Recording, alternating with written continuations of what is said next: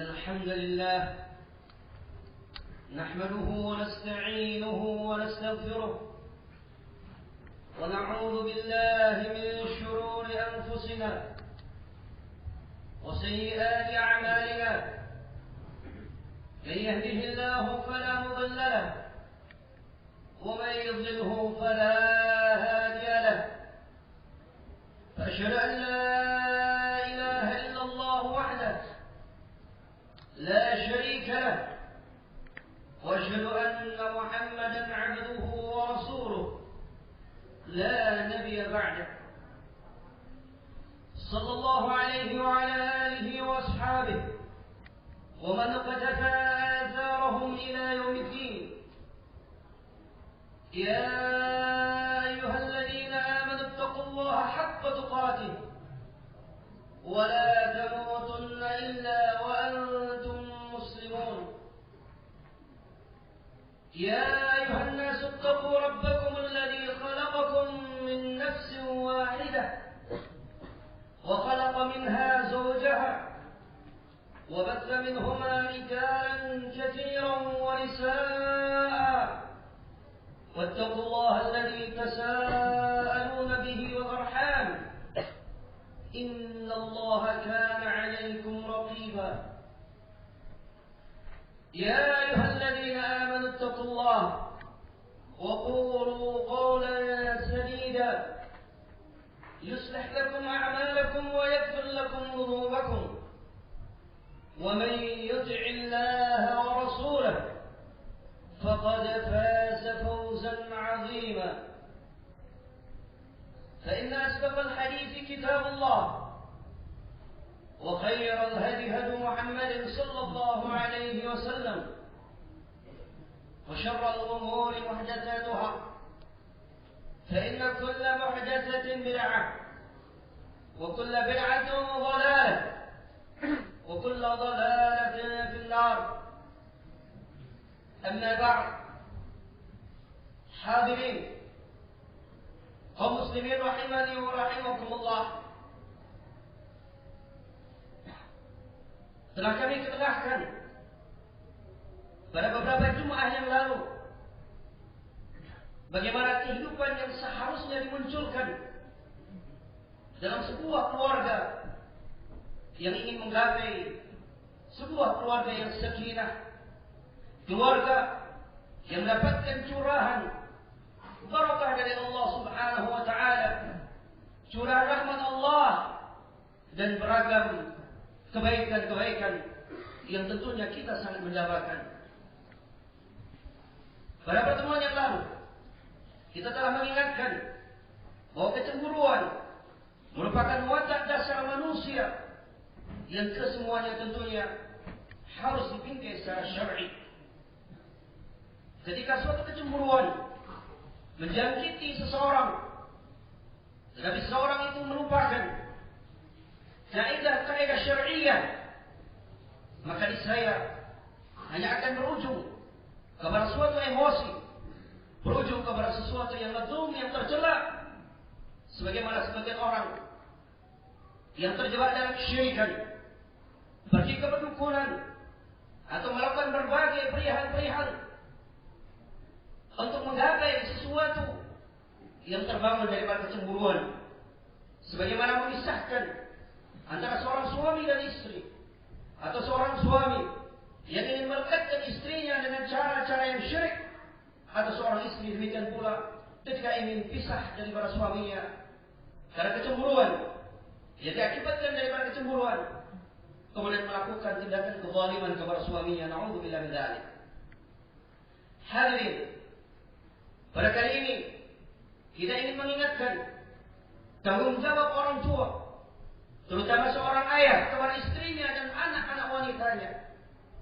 Ingatlah firman Allah Subhanahu wa taala, "Ya ayyuhalladzina amanu qu anfusakum wa ahlikum nara." Wahai orang-orang yang beriman, jagalah diri-diri kalian dan jagalah keluarga-keluarga kamu daripada api neraka. Demikian wasiat Allah Subhanahu wa taala. Seorang istri atau istri-istri dan anak-anak Mereka adalah amanah yang terbesar daripada Allah Subhanahu wa taala yang Allah berikan kepada seorang ayah. Ketika seorang ayah, ketika seorang bapak menyia-nyiakan keberadaan mereka, menyia-nyiakan pendidikan agama untuk keluarganya, maka sungguh dia akan terancam untuk dia masuk ke dalam surga. Na'udzubillah min dzalik. Oleh sebab itu, Rasulullah sallallahu alaihi wasallam mengecam dan mengancam dalam sabdanya yang dikeluarkan oleh Imam An-Nasa'i rahimahullah taala. Beliau mengingatkan, "Salasun la yadkhuluna al-jannah." 3 golongan yang tidak akan masuk ke dalam surga, artinya ancaman yang mengerikan dari Allah Subhanahu wa taala. Wa la yanzurullahu ilaihim, dan Allah tidak akan melihat kepada 3 golongan ini. 3 golongan yang tentunya ini merupakan pelaku dosa besar kepada Allah Subhanahu wa taala. Yang pertama, al-'aqul walidayh, seorang anak yang durhaka kepada ayah dan ibunya, seorang anak yang durhaka kepada orang tuanya.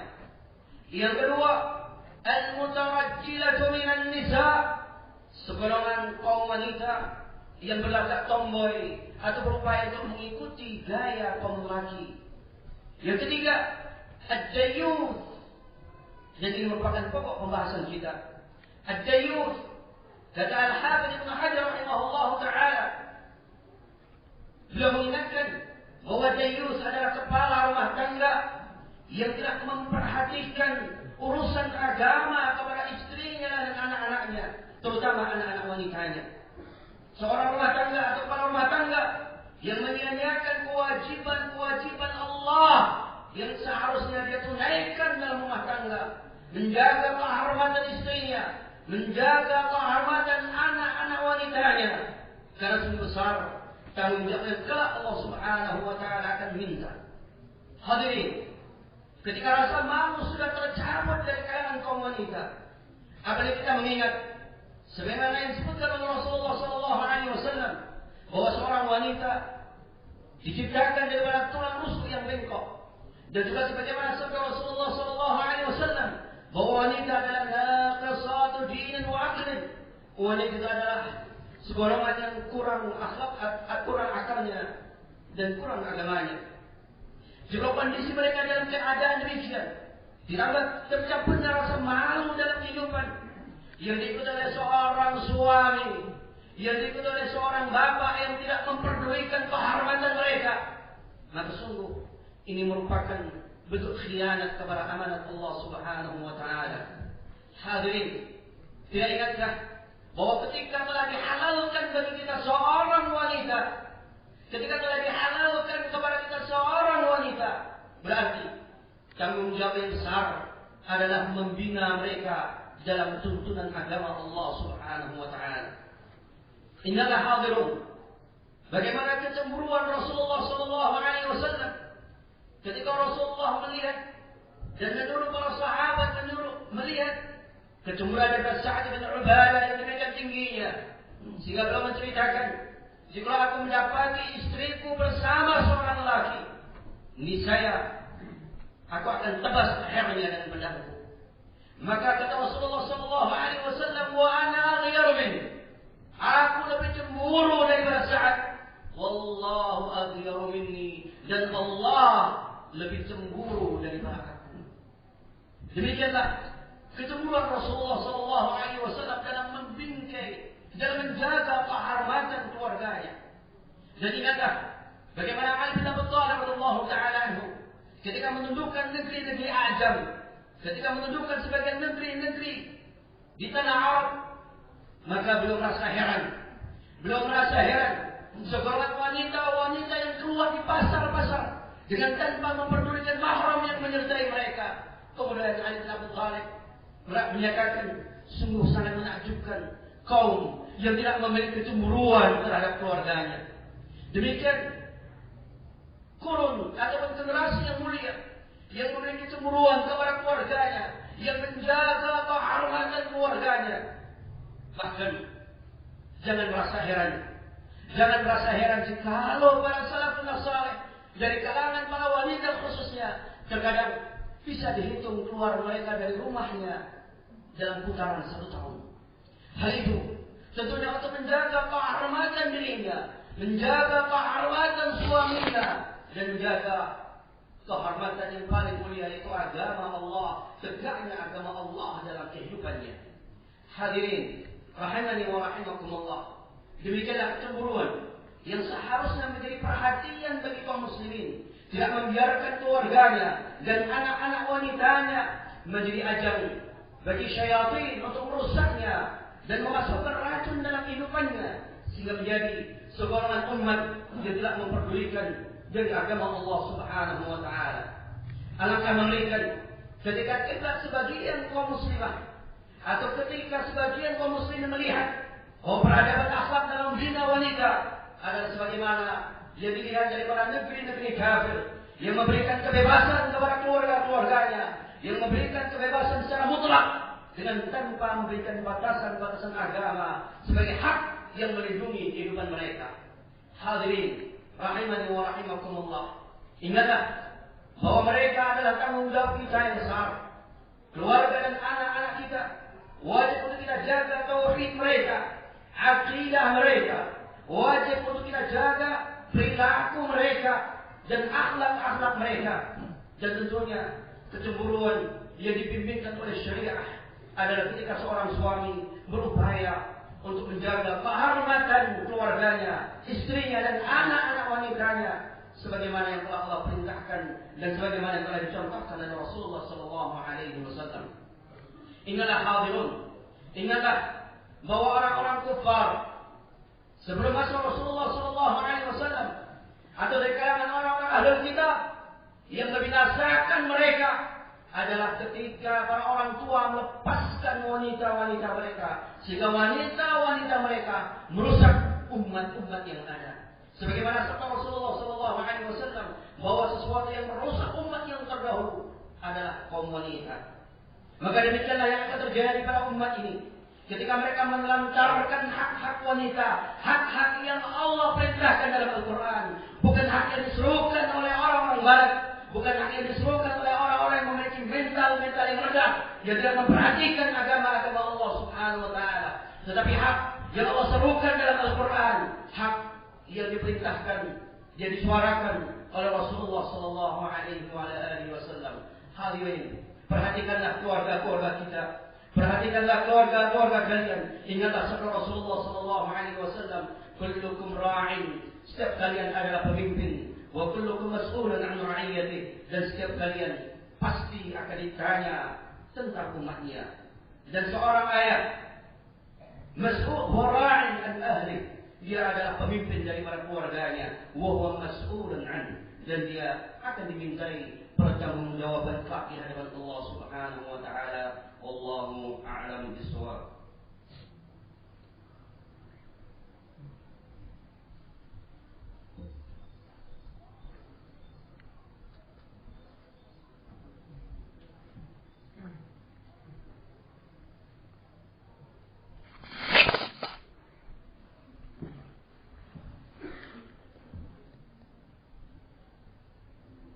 Alhamdulillahi rabbil alamin. والصلاة والسلام على أشرف المرسلين نبينا محمد وعلى آله وأصحابه ومن اهتدى بهديهم إلى يوم الدين. يا أيها الذين آمنوا اتقوا الله حق تقاته ولا تموتن إلا وأنتم مسلمون.